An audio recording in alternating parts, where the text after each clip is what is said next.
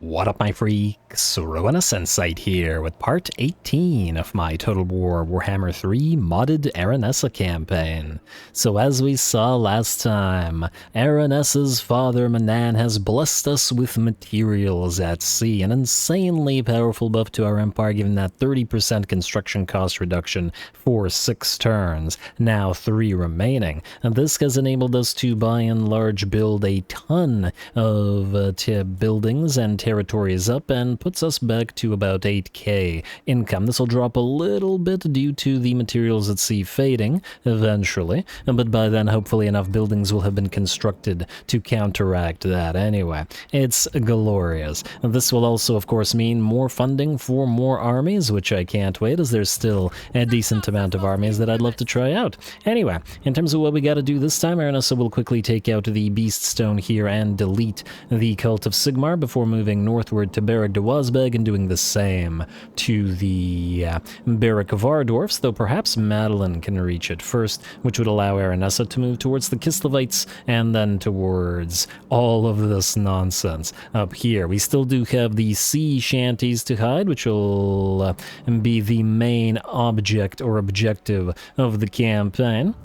Although they'll be a little bit distant and we'll have to probably get a few armies together. We've also began the war with Rakarth and have tried out our ghostly army in its first battle, and I'm excited to see it in action at least a little bit more. Anyway, and let's see what we have to do this turn. Penny Sharp, you are going to move forward, march forward, whatever, like so.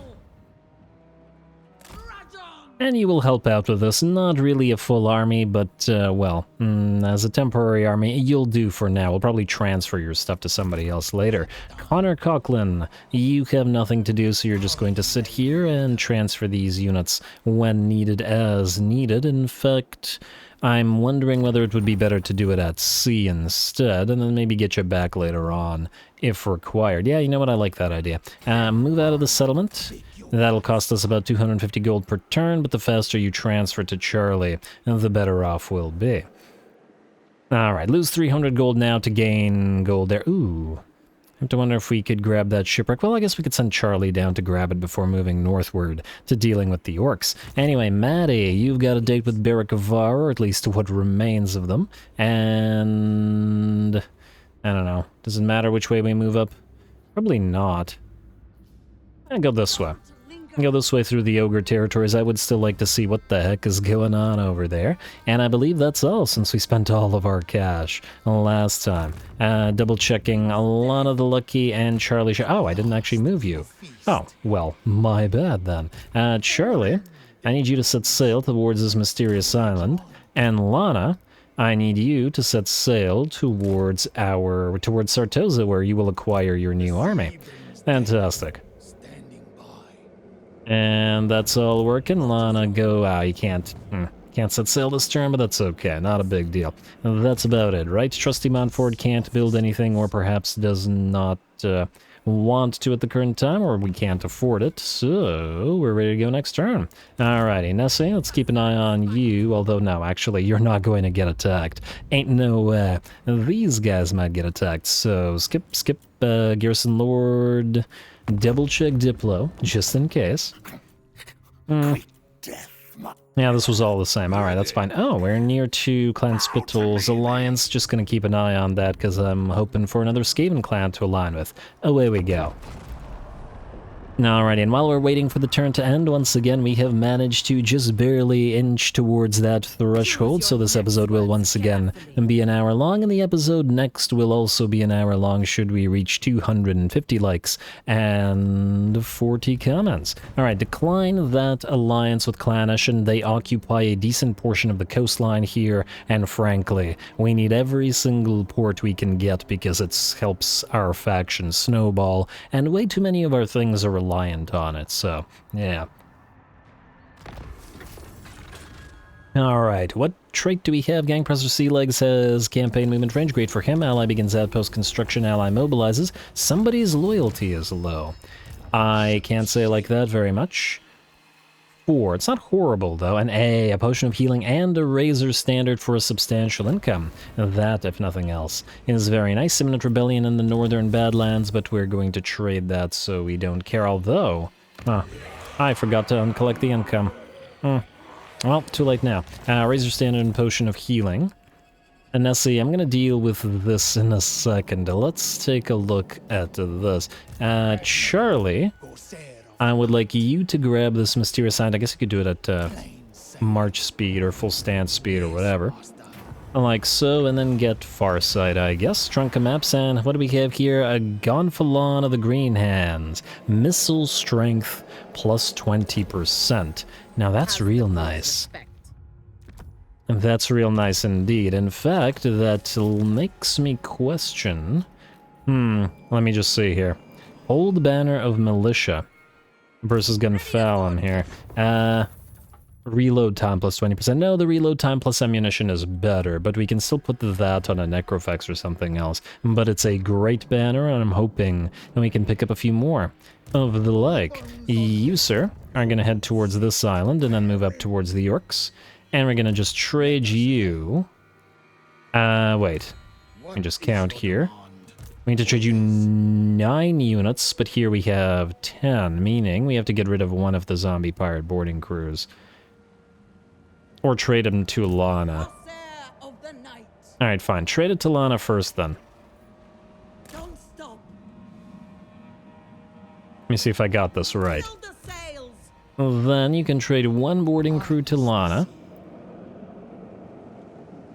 Like so. And then the rest to this army. Hopefully that doesn't instantly cause you to rebel after going to build...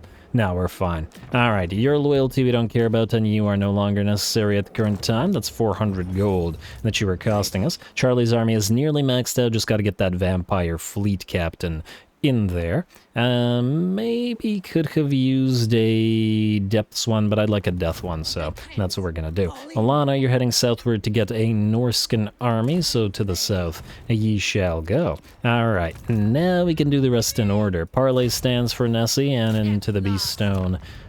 Now we shall march to destroy it. Or to occupy it, I guess. I still haven't 100% decided whether we're keeping this one, but yeah, there's no need to fight those weakies. Occupy. Lovely, another biting blade, which will hopefully turn into something useful, and so falls the cult of Sigmar. I see that you've set up a camp here, which is not great. Not great at all. But wait, are they raiding our territory? They are. Oh, this may be a problem. And it's not a problem because we care about it, it's a problem because our allies will care about it. They will probably... Yeah, see, minus 27 for raiding Pirates of Sartosa. It may cause them all to declare war on each other. I really don't like the way these guys have implemented the camps. Ogres just kind of pointlessly raid your territory. What the heck's the point? It doesn't do anything for us. And minus 10 public order here as well, which ain't great either. But anyway, and dredge the sea. We're still hoping to ally with these guys. Even if they are, let's say, not the best allies. Maddie, you can switch to regular stance, I think. Ooh, you can't reach Barag de Wazbag.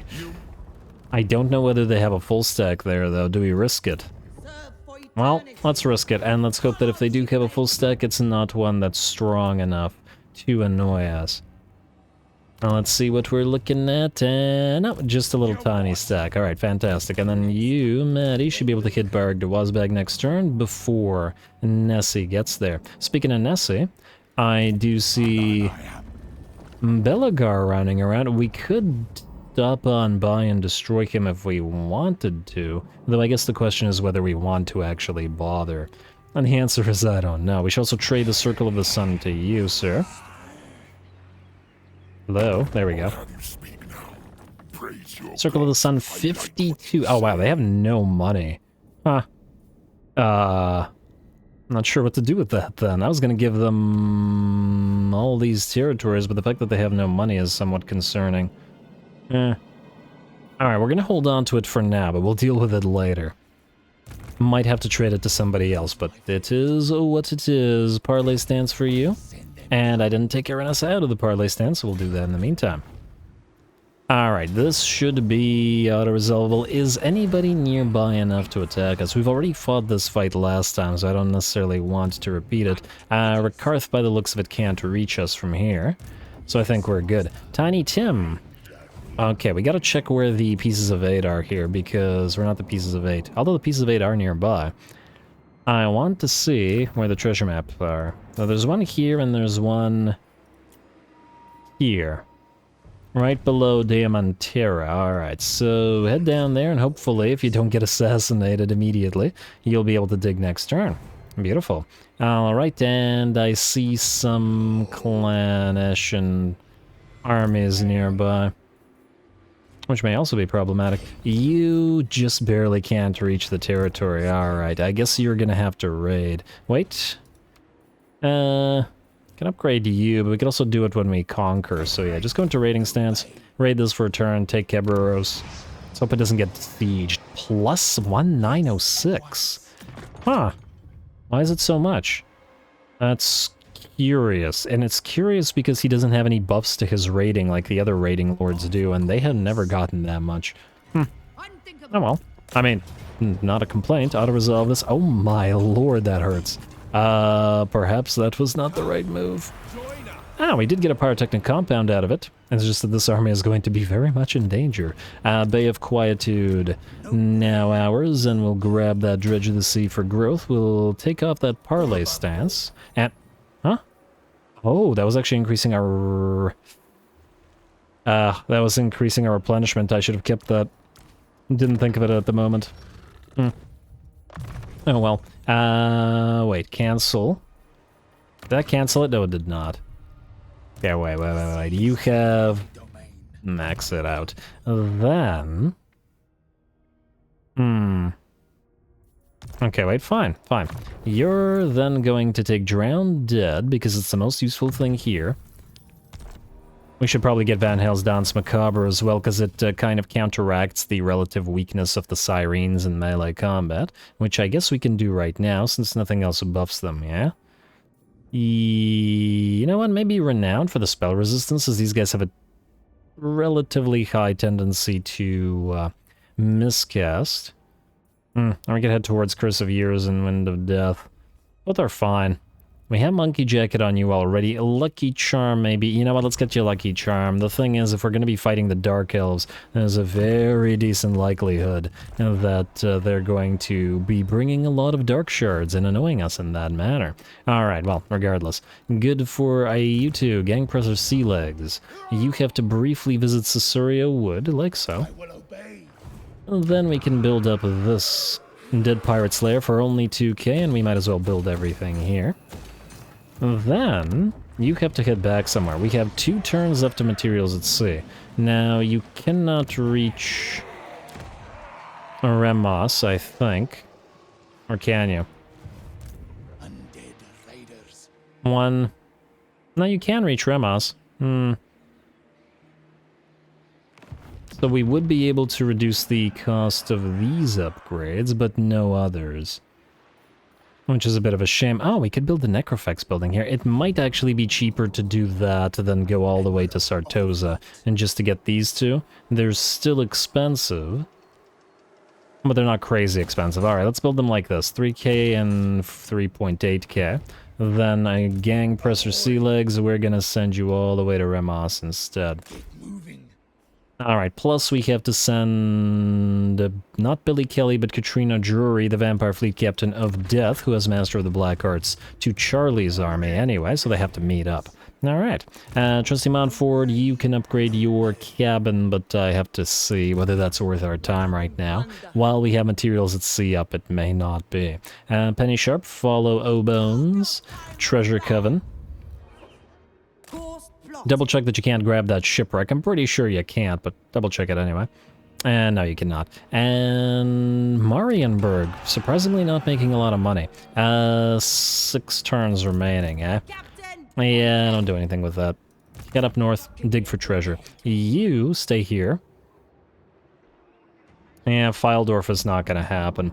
It's just not gonna happen. Where is the best, biggest port that's the closest by?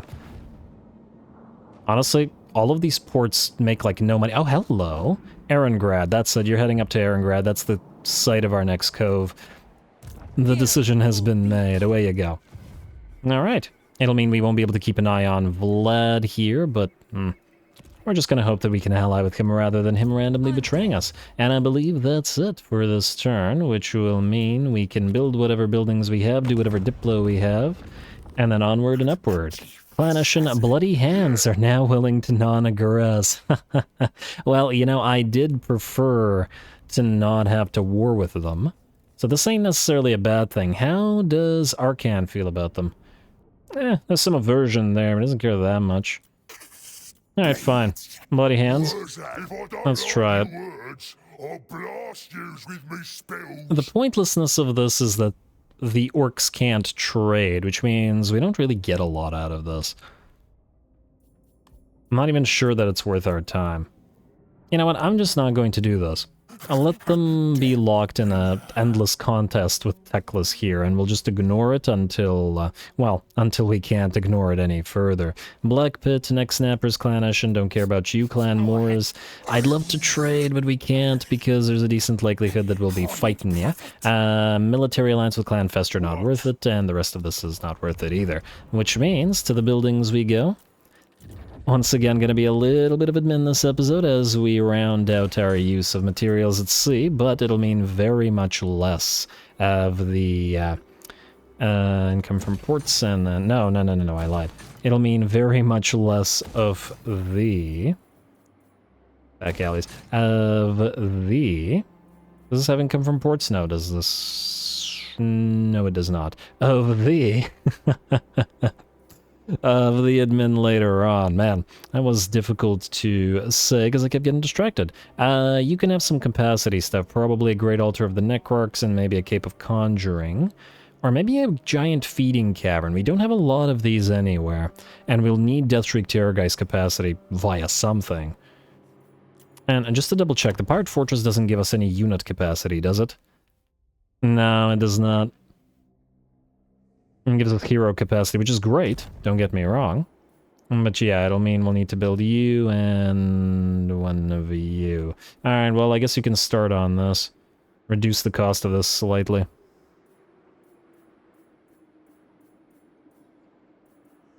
Alright. Guess we have... well, I guess we don't actually have to build this here. We could build the giant feeding cavern and you two. Yeah. Alright, that means we'll build you. Desolate Shoal. Oh, it'll take 2 turns, so we won't be able to reduce the cost. But oh well. It's not like there's any other useful buildings here, so yeah, okay, that took way too long. My bad, that's the problem with admin. I often take a long time to try to think things through. Well, excuse me for thinking. I don't do that so often. Alright, Mangrove Monsters, we'll build you here. Middle to Leia, let's do the rest of this quick. We're heading to Remos anyway to reduce the costs, and thus we can ignore the rest of this, at least for now. Well, I guess we could build one of these things. Yeah, you know what? We'll build a Lagoon of Drowned Sailors here, rather than another one of these. Although, I do like the Rotting Promethean capacity in addition to the Rotten... Yeah, fine, build one of these here as well. Alright, too many of those. Appuccini Mountains. Yeah, we'll upgrade the tier of the settlement there. We'll never get there in time to reduce the cost. Anyway, you can have back alleys in those meat markets. Myrmidius Coast, Circle of the Sun. Don't collect the income. Eastern Badlands. Oh, right. There's going to be a rebellion here shortly. Wait, no. It's not going to be here. The rebellion is going to be all the way back here. Alright, we actually have to figure out what to do with that, though. There's nothing that'll fix the public order here. We can get a +6 control now. That won't be enough. Why do we have such negative public order? Oh, it's -10 from raiding. Oh, they put another frickin' camp here. Oh, that's not great. That is not great at all. It almost makes me think we have to give these territories to the ogres instead. Which I wasn't gonna do. But maybe that's the way to do it. And then get them to declare war on a bunch of factions. At least that way they'll be raiding themselves instead of us or our allies. Alright, fine. We will give you... Let's do this then. Give you some Badlands stuff. Scabby Eye Camp, how much is it worth to you? 32, ain't too bad, and that'll give us the Defensive Alliance. Alright, well, I guess. Scabby Eye Camp to you. You better not screw us over this scrag. Yeah, Defensive Alliance. Alright, then I'll give him the rest of these territories. Especially the ones that we're raiding. I wish that there was a way to, like, ask them to remove their damn camps. Calcaneer, Dehalas, and Hanging Rock. Yes? Yes. Dehalas camp. We're 32 as well. Not enough for a military alliance, but still worth our time. Don't declare war on Barrack-Var, because we're going to head there ourselves. Do declare war on Thousand MAWS. And I guess Skullcrag, just to be friendly. And... Wait, what? Wait, what? A moment. Huh, that was weird. Maybe we should just let them deal with these guys. Alright, let's try that again.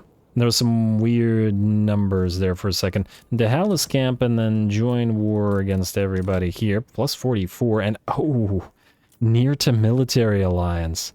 If we give them 611, we'll get it. Potentially a bad idea, but also potentially a good idea. Do it. Fantastic, fantastic, that's working. Then, yeah, maybe it was worth it to trade this all to them. Calcaneer and Hanging Rock. Calcaneer, we'll start with you. How much money do these guys still have? Basically none. Alright, how about Break Non-Aggression Pact with Legion of Setup, because we don't like them. And then Break Military Access Pact with Legion of Setup. Alright. And give us whatever money you have remaining for Calcaneer. Fantastic, and I didn't double check whether they have... they have military access with them too, damn. Alright, we should break those agreements, because it'll make the ogres liked by the other allies. I guess we'll do that for Hanging... Actually, no, we'll wait, because the public order is positive here now. Which means we can wait a little bit and then transfer it to them when it's worth more. Beautiful. Alright, Pillar of Bones, we are maybe keeping you... And if we're keeping you, I guess we can build stuff, and I was going through stuff. And should thus continue. Remas, Rifrafa, you're good. What else do we need to build? Eastern Badlands is this place, so we're gonna ignore it for now. Myrmidius Coast, Circle of the Sun, and Hanging Rock. Those are not doable. I'm ambivalent about Carrick Bufdar, to be honest, so I'll just wait on it. Oh, but we'll upgrade it a little bit. Alright. Back to Eastern Badlands, let's upgrade you. Shantytown, then let's get growth going right here. Tree and Noose, and then let's get that Obsidian up and running, and... I guess the slave pits, frankly, we'll be so close to the Skaven here that we're most likely going to have to build defenses, but, On the other hand, we won't need adjacency bonuses here. So there is something to be said for that. Anyway, we don't have enough money to build those cabins, so we're gonna skip. There's some outposts available, but we'll build them after. We'll build them after we have the materials at sea having run out. End turn. Alright, I hope I didn't forget anything. Alright, Scraggy, what do you want us to slaughter? The Aranok Wood Elves. Now, you deal with the Wood Elves yourselves. If we have to go over there, we have to destroy basically all of Athaloran, and... yeah, let's face it, it's gonna be a bit of a hassle to do so if we need to. Not that we couldn't, mind you. It'll just be a lot of using artillery and stuff to knock out their archers before they can accomplish too much. Ghost of Glan Boreal, you're gonna declare war on us again. What is up with this faction? Don't call your allies to help, we'll handle them ourselves. Alright, and I imagine I know where they're going. Alright. Well, I know where we are going to get an army to defend us. They'll probably move up to Carrick MAWS, but I suppose we could trade it to Clan Spittle in an emergency. Alright, ready for duty, Charlie. There we go, technology researched. Gunnery crews, the last of our main techs unlocked. Now, which means several things. First of all, the first one we get is going to be steady air aim, range plus 20 for all gunnery mobs, which is a pretty darn crazy buff, and then we'll follow it up with clean your bores for that upkeep reduction. Very, very nice stuff in here. There's actually a bunch of very nice stuff in here, and we'll grab the admirals shortly as well. Too many good things. Alright. Charlie, go as close as you can to the shipwreck while Lana heads down to Sartosa. Alright, you both know where you're going and what you're doing. Hopefully we maintain your loyalty, though. As it could be problematic otherwise. Nessie. Now, you can build your cabin, but not now. Not now. It's too valuable to build. Well, we have one more turn of materials at sea. I guess you cannot reach Relay Sorrow, can you? Yeah, no. I'm wondering whether we should try to knock Clan Angrand out. Their other territory, they have 2 territories, and I don't know where the second one is in this one. Could it be here? Grim Peak? Sorrow. So Grim Peak, I take it, is right there, so we'd have to loop around.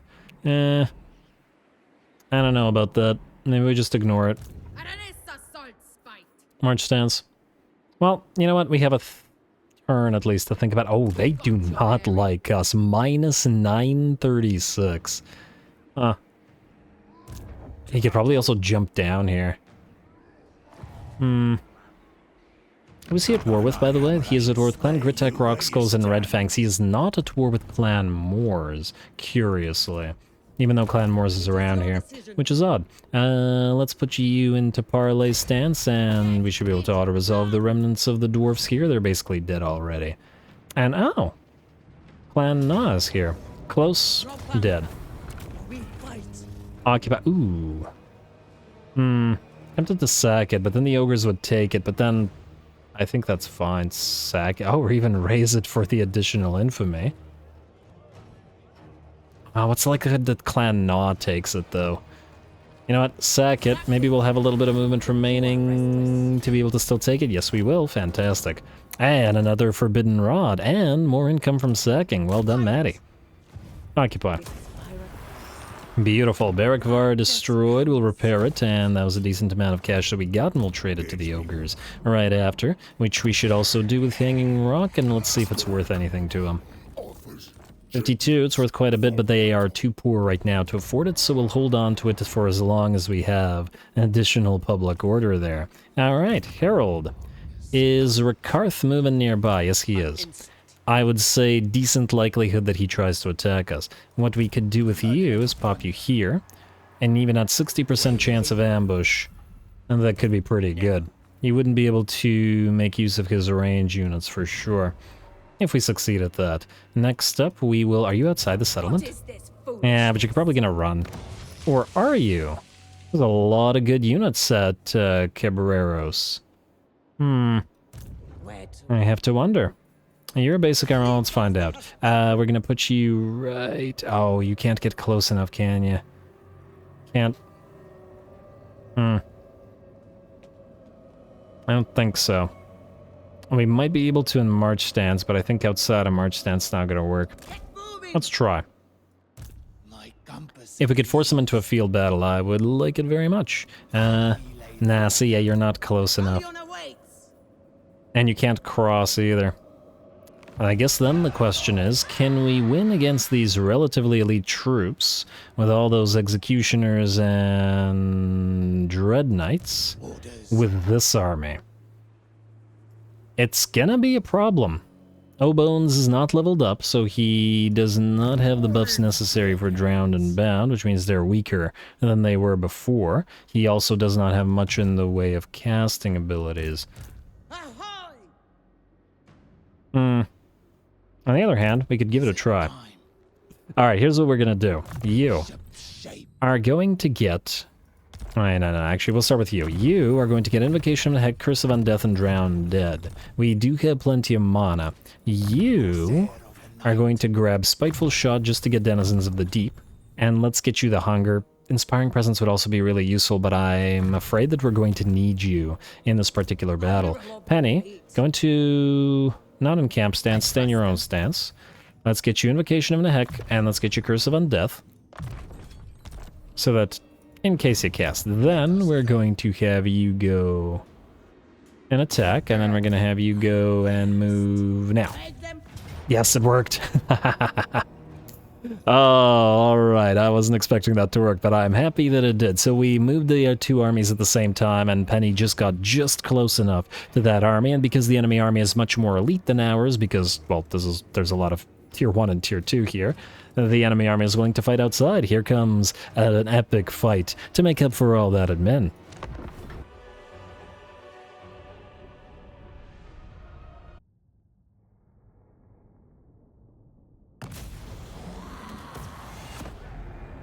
Very well.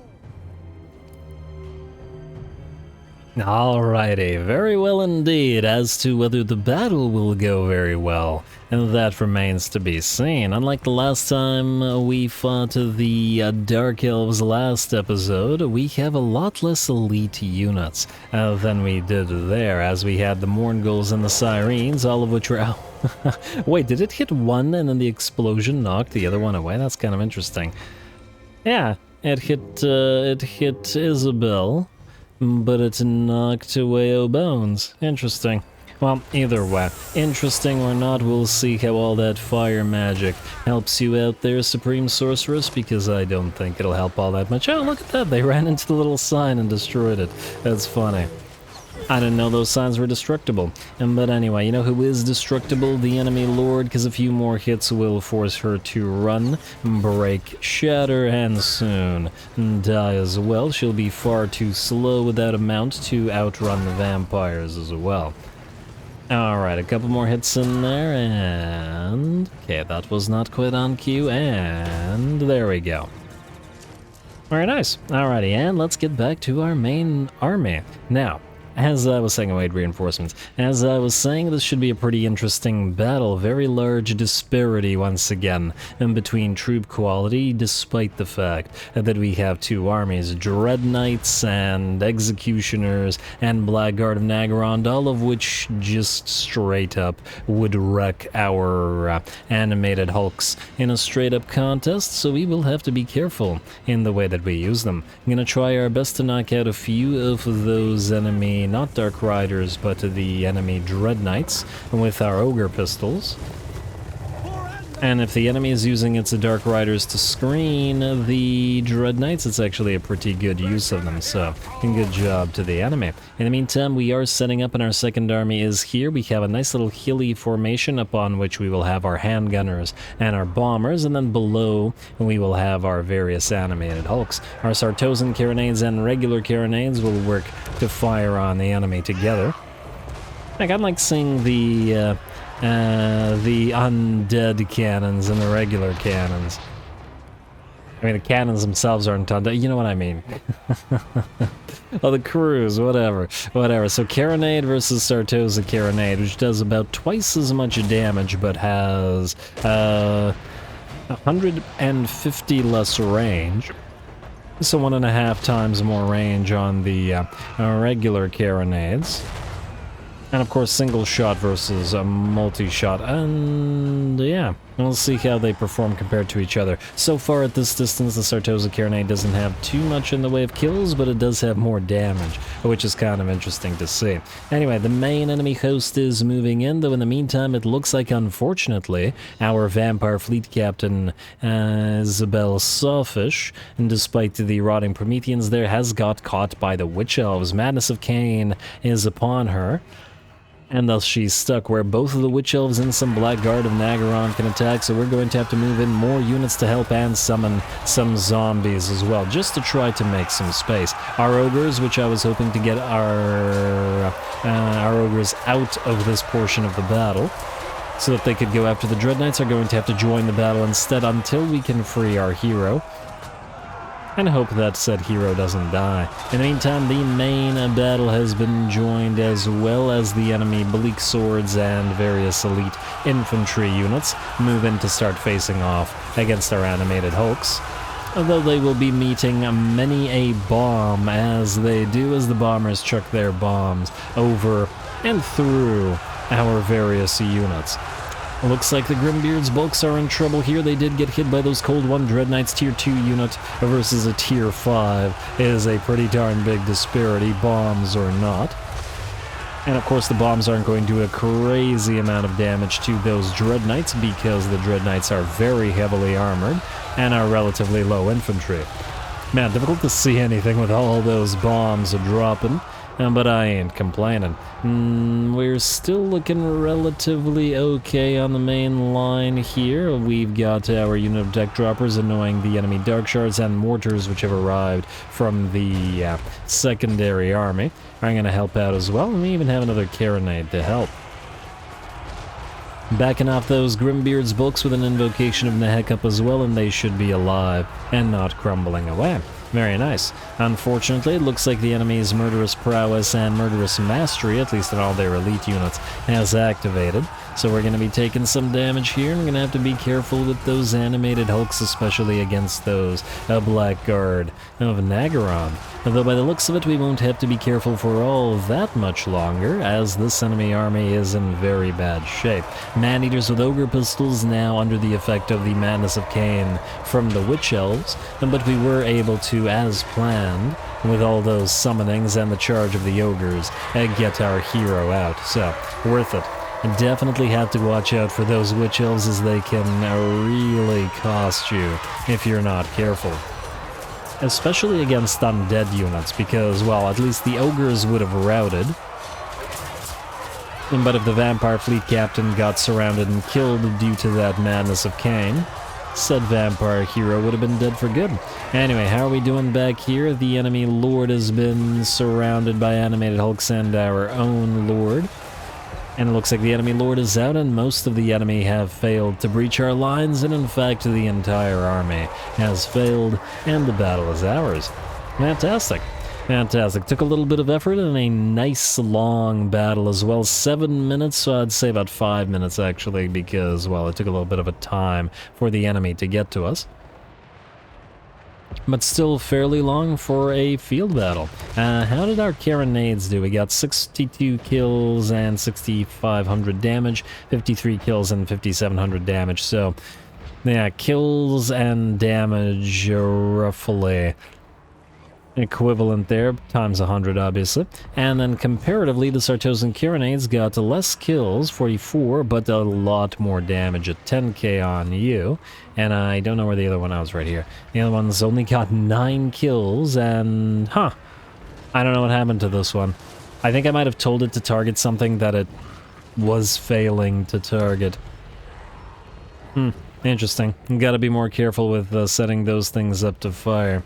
Well, either way, the one that was able to fire outdid the regular Carronades despite getting less kills, but that does make sense because the individual cannonballs of the Carronades are more likely, or pretty much guaranteed, to kill infantry, regular infantry with their shots, whereas the Sartosa Carronades, not so much, but they are going to do more damage. Anyway, lots of chasing to do, but we'll do it off screen.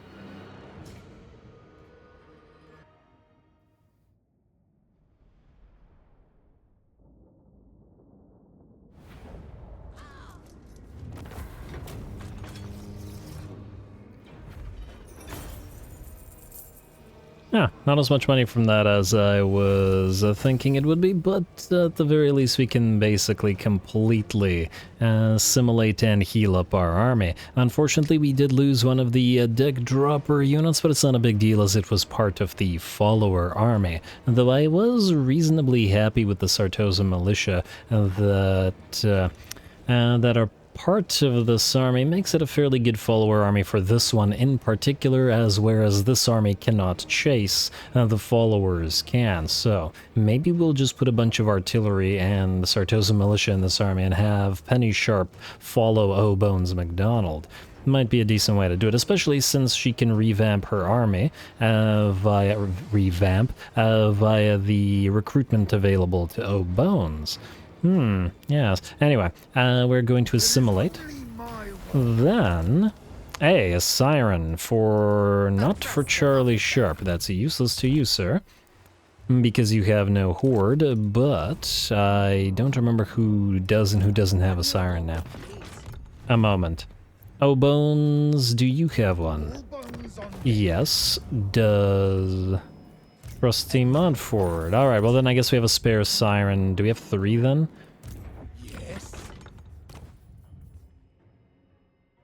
Oh, sorry, yeah, we have 3. Alright, we'll give the 3rd one to Aranessa, and that works. Alrighty, Boney, go for Parley Stance and occupy Caballeros, and auto-resolve it, and you're good.